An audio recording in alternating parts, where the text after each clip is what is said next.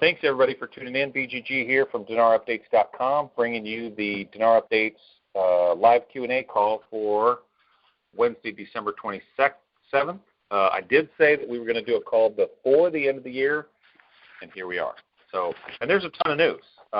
I am going to, before I get going, Pastor Daniel, you want to say a quick prayer to get us started off right? Certainly. Heavenly Father, thank you for this day, for the opportunity we have to get together once again and to learn more about our investment. Pray you'll bless us. This is the opportunity we had to celebrate Christmas, to celebrate the birth of the Savior, and help us have a wonderful time with family and friends, safety traveling, and give us clarity as we go forward with this investment into the new year. In Jesus' name, amen. Amen. Thank you so much. Mr. White is on here with us. Mr. White, thank you so much for being on here. Loyal and faithful commenter on the news. Thank you so much. Thank you for inviting. Glad to have you anytime. Before we get going, I want to make sure I say, Mary, I hope everyone here had a Merry Christmas and has a Happy New Year and is safe through the holidays. Safety first, folks. Put those seatbelts on. I really haven't had, I've been obviously busy, still busy. I explained that to people. Everybody dreamed up all kinds of reasons why, and none of it was true. There's also been some other stuff going on behind the scenes, and I'm going to address that later. I'm not going to take your time up right now. I'm going to cover some of this news. We'll deal with some of that stuff in the future, and mostly just not true. Hashtag fake news again. What I will say is that the news for the last 3 or 4 weeks has just been absolutely spectacular. I don't think I can ever recall this broad base of and volume of good news from Iraq, both either in the current Iraq news thread or the forum or the Facebook group that we've got going on right now. It is just huge. And I'll try and break this down into the most simplest terms I can. There's 3 main veins of news lately. Number one, it's about the Kurdish situation. To me, the whole thing seems to be coming to a head fairly quick, both politically, international pressure-wise, on the ground. I doubt this goes on much farther. In fact, there was even news articles that came out just today that kind of point that out. They're gonna put this behind them, and the reason is Kurds have to. They are in such a bad way. Politically, internationally, corruption. They just put them. The Barzani crew put the Kurdish people, and make no mistake, I'm a Kurdish people supporter. I am not a Kurdish leadership supporter. So it really looks like that whole scenario is coming to a head, and it's going to be good. It's going to be good for everybody. And I said this a long time ago when it first started out. Everybody's like, this is the end of the world. What's this going to do? Is it going to delay anything? We don't know what the end game was, so we don't know if there was a delay. And I did pretty much told you exactly what's going to happen here, and actually it's happening in a much tidier, quicker, neater fashion than even I imagined. So, second vein of news is the current economic and investment climate in Iraq. This is the key, and it's really, really good stuff. And by the way, I'm not emphasizing any of this for any reason other than it is exactly what it is. This is the news that we're getting in waves lately. We're getting avalanche with this stuff. I've never seen this before. It's very exciting for the future in Iraq. Number 3, third main vein of information is this fight against corruption. There seems to be a very direct, immediate, and thorough push to deal with their corruption issues. Huge amounts of progress lately. There is lots yet to be done, but this is good news. I'm not guaranteeing any of what I just talked about adds up to anything, but it is very, very good to see this kind of stuff. And really the main thing I kind of looked at all the news, and what I did was I thought the best thing for me to do is hit a few headlines and just kind of give you some quick thoughts about what I think about this. First headline, this is just literally, this is not the last 3 weeks. This is the last 24 to 48 hours. The last 3 or 4 weeks. One, I will point out, is that they did talk, and let me hit this first headline. I'm going to circle back to a comment that I want to make, and I want to be very clear about that. The Al-Rafidian the Al Rafidane Bank announced on Wednesday the launch of the ATM service in Iraq. And then a second follow-up headline to that is the way everybody pronounces it is not right. It's the Rafidane Bank launches amazing services for citizens. There's a lot of news about this. This major private bank offering ATM service to their people. It's going to be very interesting. A lot of people talking about there's lower denoms and this and that and the other thing. We don't know that. We have no facts to back that up. We have no proof. We'd like to see some proof. But there was a couple of weeks ago, and I know for a fact I put it in the Current Iraq News thread in our forum sometime within the last 2 weeks. There was an article kind of alluded to lower denoms, but it's not like that. It was talked about some kind of trial release of lower denoms, and maybe it was to the Rafidane Bank as well, but they talked about just the 500 notes and the 1,000 notes. I have no idea why they would do that if they didn't have value associated, but they did talk about it. It is in an article, and it was in our Current Iraq News thread sometime in the last 2 weeks. So that is the extent of lower denomination. Hey, Tom? Yeah, go ahead. Yeah, that would make a lot of sense too, because and I know you're going to hit on this thing about the auctions. Well, if they start settling their foreign remittances with even any greater valued IQD, the effect of that, or it's going to be reflected in the cost of goods in the shops. Meaning the cost of goods will decrease, meaning that they're not going to need those larger denominations. They're going to start using those 500s and thousands or 10,000s, what they're using the 25 and 50s right now. So right. It all fits. It fits perfectly. Go ahead. Well, and I'm not predicting anything there. All I'm doing is making a comment on an article that I posted in our forum. And actually, regarding this ATM service, what I'm saying is there's absolutely no shred of proof that there are lower denoms loaded in that the way that people keep saying. So when we have proof, we'll post it, but there is no such thing. The only proof that we have, that article talked about a trial release. What they intend to do, I have no idea. But it's interesting that you tied those two pieces of information together, because I will, if I missed that in my notes, I need to double back and put that back in there, because that actually is probably other than this ATM service business, that's probably the number one piece of information that's getting overlooked right now. When they stop those auctions, and it doesn't say particularly when next year they're going to do it, I would assume that it happens fairly early in the year, right after the first of the year. Something cataclysmic is going to happen. I would assume they have some kind of plan for that, because they've been getting, and there was an article. Well, I'll come to it. And I'll describe what's going on in the article, because there's a lot of misconception about it. That's not what people think it is. Appreciate that input, by the way, Mr. White. I know I jumped a little ahead of you there, but quite all right. I apologize. Quite all right. And you know what? You kind of notice an opening where I take a breath here, and you need to say something. Just wedge right in there. Jimmy Garoppolo. Yeah, Jimmy Garoppolo. There you go. I predicted that one. I did predict that from day one. That one I was on top of that one. I hate it, but you're right. Yeah.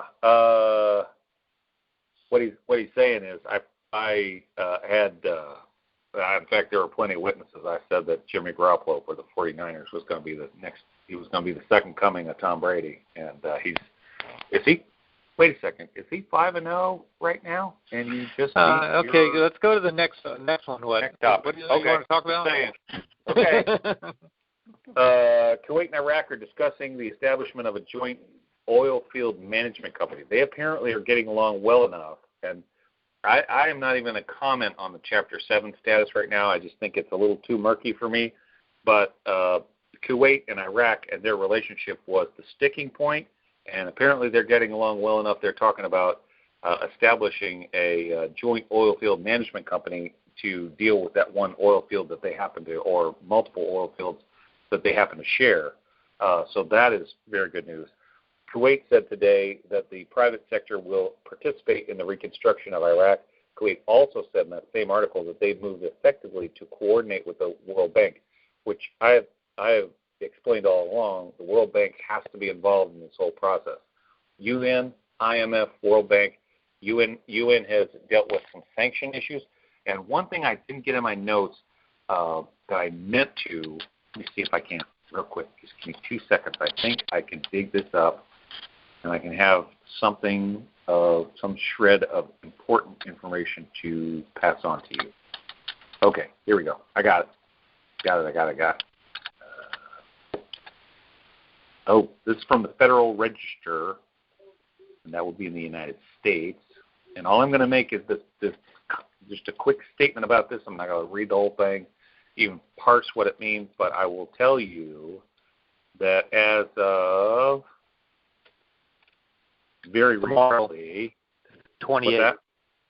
Tomorrow, the 28th at midnight, or midnight tonight, I think. Is when the Executive Order 13303 is amended. You're talking about OFAC, right? Office of Foreign Asset Control. Yeah. Right. It says the 28th. I don't know if it's a minute after midnight on the 28th, or I guess it would be. I guess it's in here just another couple hours. Bottom line is they have gone back to Executive Order 13303, and they've come up with an additional amendment executive order to that 13303 that seems to be very good for Iraq. And they are, I saw some verbiage in there that struck me as essentially they've limited or eliminated all outside claims to Iraq's oil. So if I had to, and I really don't want to go into it much more than that, I'm just going to kind of give you that blanket statement. You're welcome to go look that up yourself. It is freely available. I've explained, Federal Register, Executive Order 13303, OFAC, super easy to look up. It's all out there and available for people to do a little research on. Okay. But BGG, yep. Your members and your listeners need to understand the significance of the Office of Foreign Asset Control, which is part of the U.S. Treasury. What is it that they do? If you walk into your bank and you want to wire money to Oman, or if you want to do business via your bank with Singapore or whoever, they are the people that control who U.S. banks can do business with. They're it. If you want to walk in sometime in the future and you want to exchange your IQD, OFAC, Office of Foreign Asset Control, is going to determine whether or not your bank can do that. And this, I think, is just another one of those dominoes that's dropping that we didn't see coming. We thought it was already done. I think it's very significant. I think it's very coincidental that it falls on the heels of additional Chapter 7 stuff being released or lifted, and on the heels of additional banking relationships being established by Iraq all years. It actually is critical to their reintegration with the rest of the world. Yes. Without it, it couldn't have happened. So, yes, huge news. Tons of headlines to get through here. Here we go. Kurdish government accepts Baghdad's conditions to end dispute. That they had to. And the short story to all of this is I published it. I wrote about it in the Facebook group just a little bit. It's in there in the comments. The Kurdish government, KRG, has really put the Kurds in a bad way because they were secretly in bed with Maliki on this whole oil, and it really makes a lot of sense. And you called it, man. That's big. Never saw it. Never saw it. You called it. Well, I mean, the Kurds were secretly in bed with Maliki, taking money, and not necessarily just the Kurds as a people. The Barzani's group, Barzani's bunch. I mean, they were paying Maliki. He was paying them. He was getting away with all kinds of hanky business behind the scenes, expanding their influence. And what they were doing is they were paying him huge sums as part of this smuggled oil program and all that. That's all going to come out probably fairly soon. That's going to be part of this corruption probe you watch. But anyway, the Kurdish government accepts Baghdad's conditions to end the dispute. That's huge. McGurk on policy. The U.S. is optimistic about the dialogue between Erbil and Baghdad. Next headline is that Iraq plans to extend a new pipeline to transport Kirkuk oil. Now, there's a lot of things, and that's on the Observer. A lot of things you can read into that, but that pretty much tells you who's going to be in control of Kirkuk's oil. End of story. Huge next big headline is Iraq's anti-corruption campaign reaches high-ranking officials. They haven't even gotten close to the size of the whales they're going to get soon. Leaked reports issued by Iraq's defense and interior ministers revealed on Tuesday that orders were issued to arrest high-ranking officials from both ministries, in addition to the current commanding officer of the Air Force. They need to arrest him. They got a terrible Air Force. He needs to be arrested for felonious impersonation of the commander of the Air Force. I mean, they just need some dudes that can fly airplanes. Start there. Sorry. Oh, reined it in a little. Point well taken. Exactly. Well, you would know. Of all people in the world, Mr. White. Thank you. You're welcome. Washington welcomes the decision of the Iraqi government to pay the salaries of the employees of the Kurdistan region. They're going to pay. The reason I bring that out is Abadi has said very plainly that he's going to pay the salaries of the Kurds because they're not separate. They're the Kurdish region. There is a certain segment of that population he fully intends to make good on their salaries because they're part of the Iraqi government. I posted this on the blog, and I had it in the Current Iraq News thread. I just gave a little bit of a dissertation on what is Article 8, what is the IMF's Article 8 designation. Pretty self-explanatory. It's the do's and don'ts for member countries. Item 3 is probably the most relevant these days. Since we see a number of countries trying to artificially devalue their currencies and boost exports and thus their economies. So that is absolutely critical to what we got going in Iraq right now. Make sure and tune into the blog, dinarupdates.com/blog. Read that whole thing. It tells you exactly what Article 8 is. No need to, it just completely demystifies the whole situation. There was a great article out that said how to attract investments to Iraq, and the Iraqi government seeks to promote these opportunities. It just over and over and over about what they're doing to bring stability into the Iraqi capital market. And the key phrase in here, the competent authorities are working to make amendments to laws and legislations that provide facilities for investors. Then it goes on to talk about all the facilities. But essentially, they need to make sure that they have protections while they're there, a doorway in and a doorway out. If they do those things, they're going to what's coming for Iraq is going to be really, really interesting. Here's a huge article. This is a couple days ago. The title was a little bit deceptive.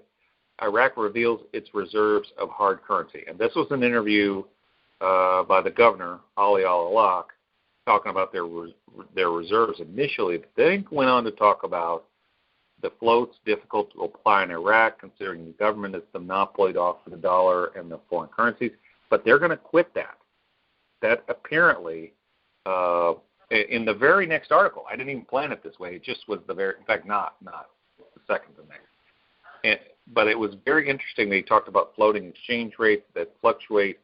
I don't get the idea from the way he's talked recently, and who knows what they're going to do. I'm just saying my flavor is from the articles that I've seen recently. He was talking in Egypt.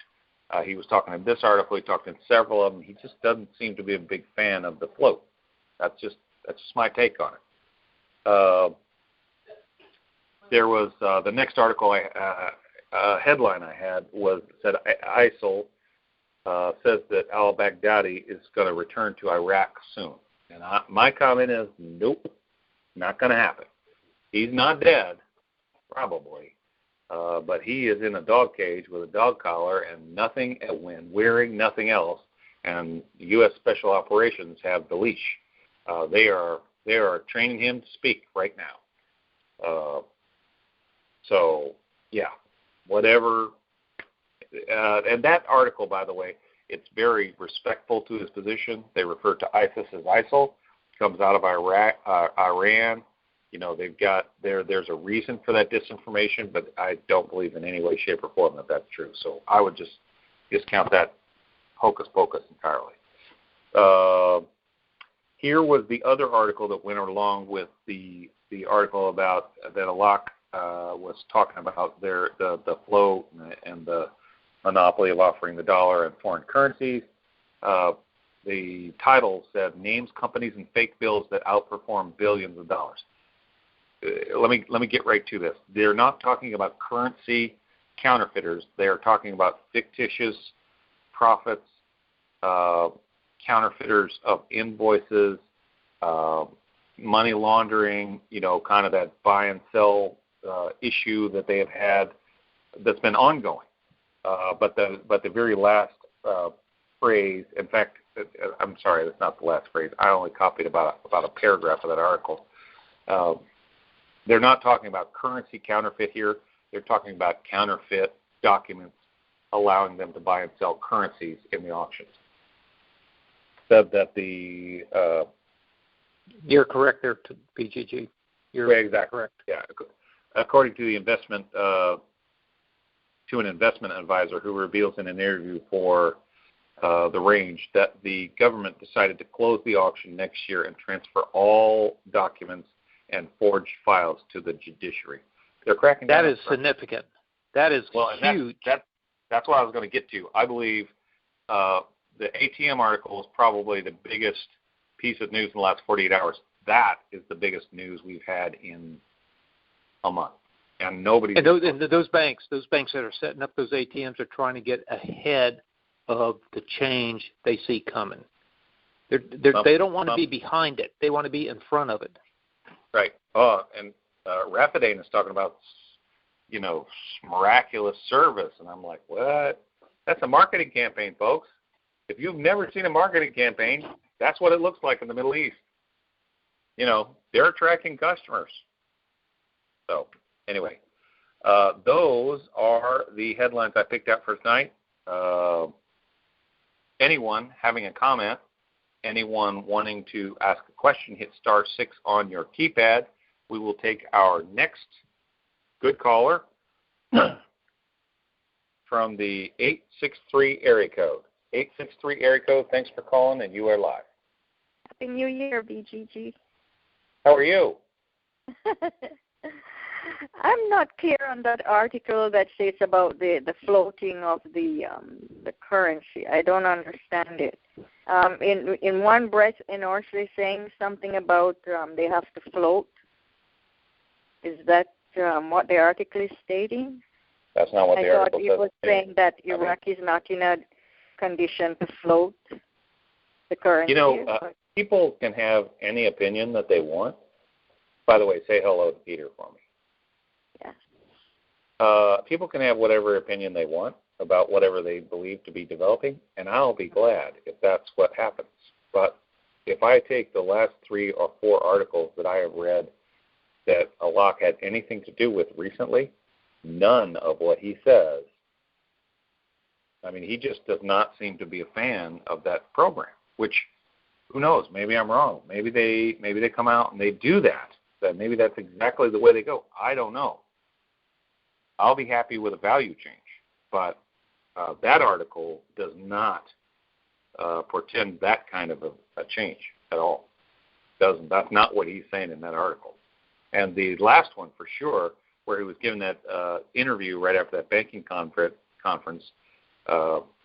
didn't say that either. He was talking about their Egypt's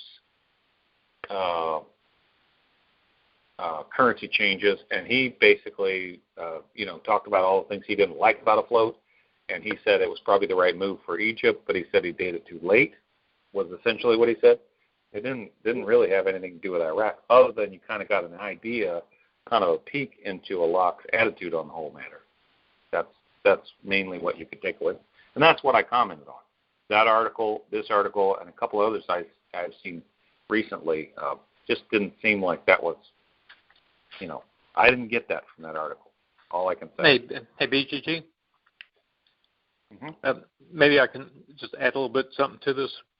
Go ahead. And I agree with the caller about it being confusing, about not in favor of a float and so forth. And if you think about a float when it comes to your country's currency, it's susceptible to outside influences. Well, you go back about 3 years ago, and BGG may remember this article, but the CBI came out and said that they will defend vigorously the value of the IQD.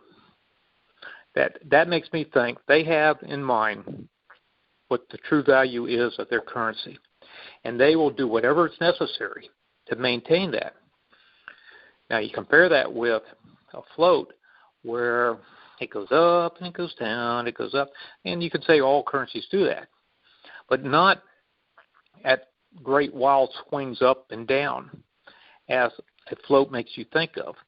And so when you say it's confusing to you, I agree, because I don't think that's what they really have in mind. I think they're going to come out pretty close to what they believe the value is, and they're going to maintain it. BGG? Thank you. And actually, that last article where he was talking about the Egyptian currency situation, he seemed to draw out three different scenarios, which makes me believe that he's well aware of them. That would be a fixed and pegged currency or a managed float. He talked very, very specifically about a managed peg or some kind of a managed scenario, and then a true naked float. He talked about several different scenarios in that other article, not this one per se. So other commenters are welcome to their opinion. I just don't see that from this article. That's me. Now, some time ago, there was an article put out by Turkey Bassett, the last CBI governor, and he was mentioning a $3.21. So if he was seeing it at that time, why would this governor float? Well, again, I don't see that in this.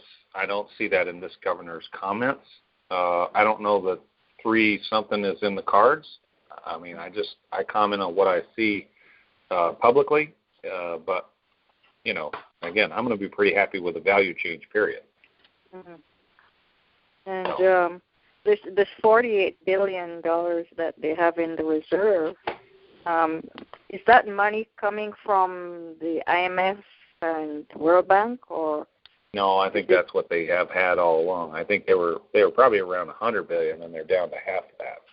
That's primarily due to corruption. But it's up $3 billion from what was forecast 6, 7, 8 months ago. Mm-hmm. They're keeping with what the IMF and the World Bank had asked Robert Cook pointed out. It's trending up. Mm-hmm. Oh, I think and once they're reintegrated with the world economies, once all this stuff really takes hold, I think these numbers we're talking about is just chump change, just peanuts. Not even in the right ballpark. They'll have money just going every which direction, but they've got to get this corruption under control, because it doesn't matter how much money you have, Maliki could steal it all, or those like him. So but they've got to get. Ali Alak is with Maliki. Do you see him doing this thing, BGG? We don't know that he's with Maliki. We don't know that. That may or may not be an accurate statement. Mm-hmm. But if we have to go based on performance, I would say that he's probably figured out that he's kind of keeping his options open. But I don't think I think he realizes what's going to happen there. Okay. Well, thank you Very so good. much. And Thank Happy you, New Year when it comes. Yes, thanks. You too. Absolutely. Okay, have a great night. Okay. Wonderful caller. We've got several callers here. If you want to get in line to ask the question, hit *6 on your keypad, and we will get to you as quick as we can. Next caller is from the 815 area code. 815 area code. Thanks for calling, and you're live. Hey, BGG. How you doing? We're good. How are you? I'm doing good. This is Scooter Bob from Chicago, Illinois. First of all, I just wanted to wish you guys Merry Christmas and a Happy New Year. Hope you guys had a great one. And we did. Good. So did I. Anyway, I got a question I wanted to throw in here, and I've heard it through the years, that it's sometimes, people say that our government is connected with, Iraq and everything like that. But anyway, a friend of mine, he got a hold of me today, and he showed me a video off of Twitter. It was with President Trump, and he signed the, the tax reform that's supposed to be going through here in the U.S. Right. He signed it. Supposedly, it was supposed to be done like a couple of weeks from now. It was supposed to be like a formal situation. Well, he ended up, I guess, pulled some strings or whatever, and he did this, I guess, a couple of days ago here before Christmas, and he sort of privately signed it with just the reporters in front of him. Nobody else was there. And I watched this video, and anyway, he was talking about, how this was going to affect the United States and also, other countries around the world, especially the Middle East. He had mentioned in there, about Iraq and Syria and Afghanistan. But I just thought it was, I guess what I'm trying to get to is, I thought it was kind of curious as to why he would do this and want to get it done by himself before it went formal, in a couple of weeks. What do you think? I don't know about the formal or informal. I just know that he did sign it. It was official. And I thought that was his official signing. I don't know that there was ever intended to be any other signing than that. I am unfamiliar with that scenario. I did hear about the in news reports. I heard that he talked about a couple of things. And listen, I'm not inferring this to mean anything other than exactly what it means. I think when people make that informational leap, they assume so many things that may or may not be true. But there was something that the president said. He was working on one thing, and then he was up late, back and forth on the phone. They were working on a lot of stuff in the Middle East, regarding Iraq or something else. There's been a lot of stuff going on with Iraq. The executive orders, 13303 being amended, United Nations, World Bank. I mean, ton of big stuff that's being worked on that may or may not have anything to do with the currency. So he did mention something like that, but to imply that it means something that it doesn't, that would be a mistake. I mean, simply his comments at face value were that he had spent some time, energy, and effort one evening, in a very serious push to get some things done. What that means, I don't know. Right. So.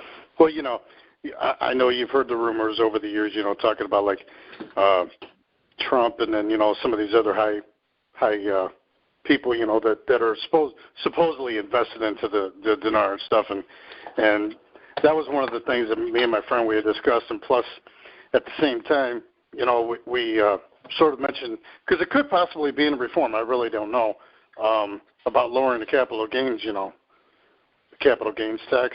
I don't know, but there could be a possibility, that could be one of the reasons why he wanted it done too.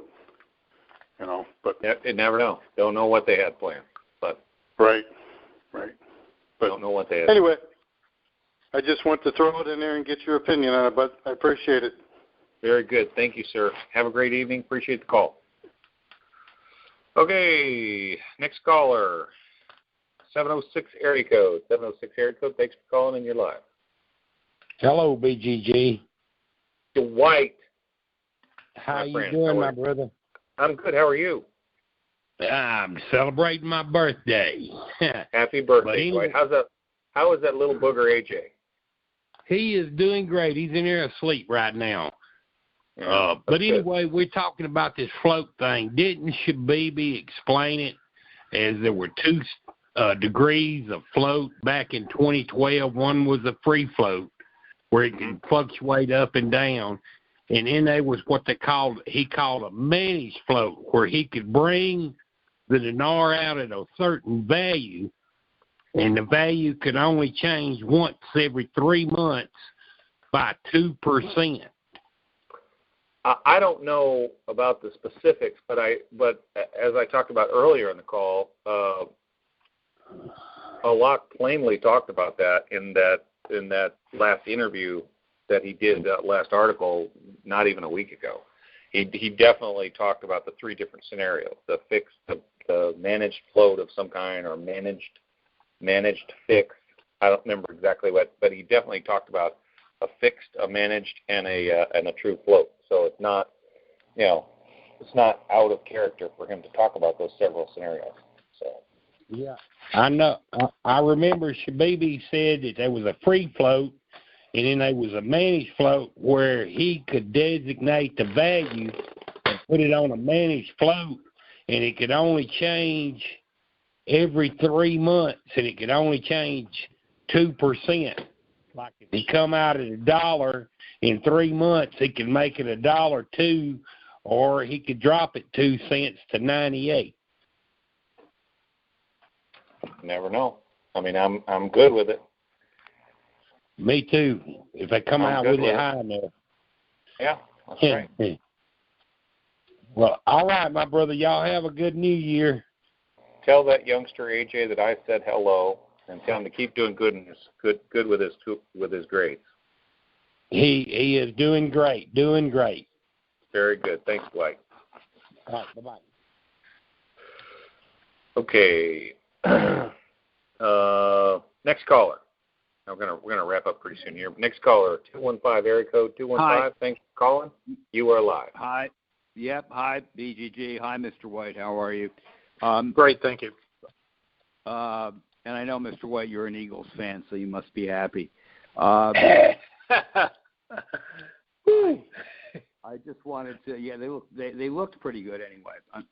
But anyway, I just wanted to address first a couple of things, and please bear with me. The issue of the float or the fixed is an interesting discussion, but a float makes absolute sense because you're introducing a currency into I don't know if it's the largest market in the world, but one of the largest markets and one of the most liquid markets in the world.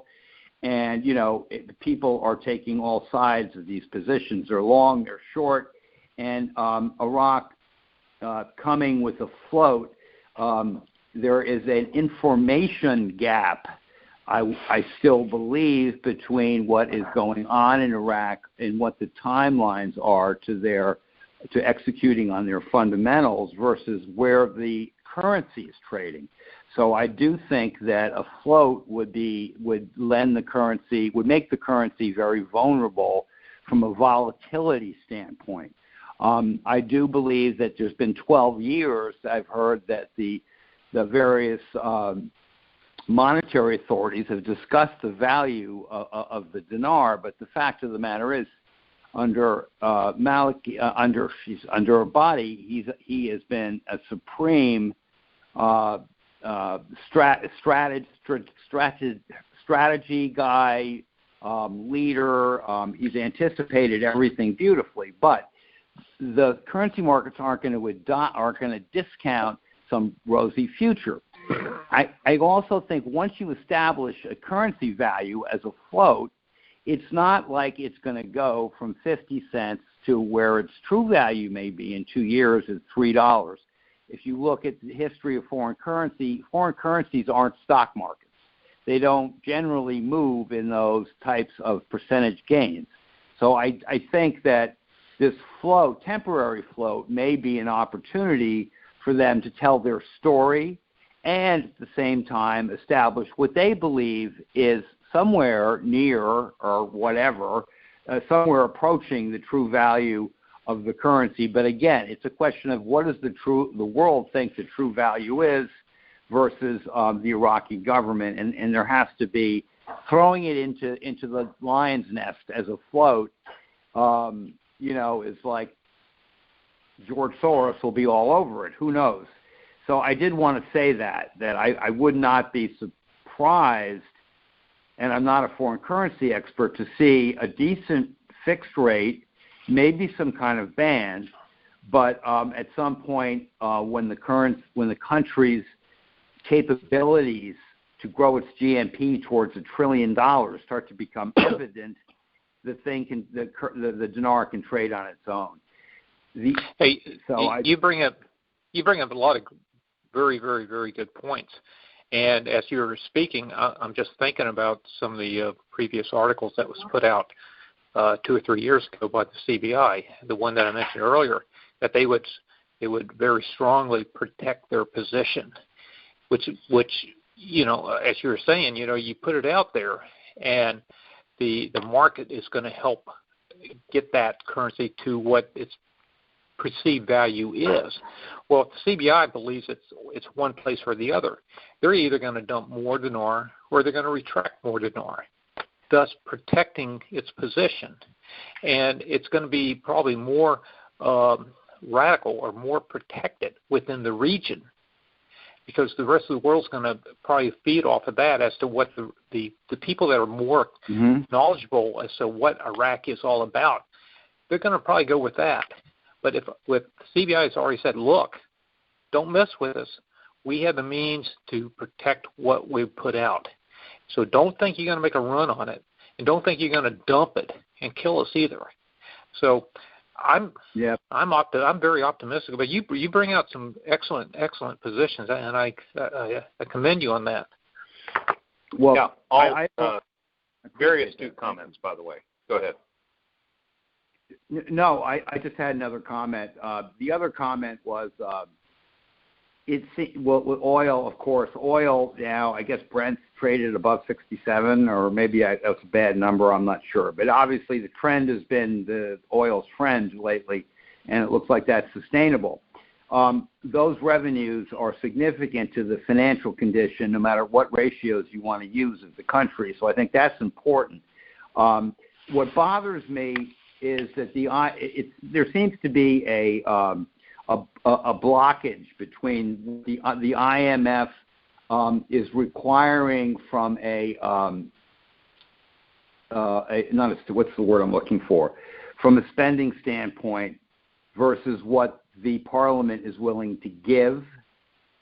Now that may be irrelevant, but there's no 2018 budget because some of the parliamentarians were not aware that the IMF was so austerity-oriented, if you will. And all these countries, everyone's employed by the government, so obviously that's just the beginning of the story. And I wonder if you think that this blockade over the budget and the IMF giving Iraq its final seal of approval after 3 meetings over the credit line is going to happen. I don't think it's going to be a blockade. I think it's going to be handled fairly quickly. I mean, I think there's just too much forward momentum for them not to get it done. And then, do you know why too? Because still, some of those loans that are still pending are contingent upon them passing their budget. They're not going to get any. They're not getting any more money, which is being contributed towards their revenue, thus diminishing their deficit. But if they don't pass a budget, they're not getting IMF money. Yep. Yeah, right, and that's and all that goes along with it, because you're talking about $18 billion over 5 years, and the darling child of the IMF is going to attract a lot of positive supporting moves like higher credit ratings from the rating agencies, et cetera, and its success builds on success. $18 billion over 5 years. I explained this in numerous calls going way back. That's just it's like a drop in the bucket. The bottom line is, here's the bottom line: is it portrays confidence to the international communities. Right. It's essentially if the IMF is going to load on that kind of money, then they're good for it, and that really opens up the floodgates for everything else. So anyway, caller, thank you. Very astute conversation. Great comments. We appreciate you. Let's do it again soon. I appreciate it. Okay. Last caller for the night. 920 area code. Thanks for calling, and you are live. Yeah, this is Sam from Wisconsin. How are you, Sam? Oh, man.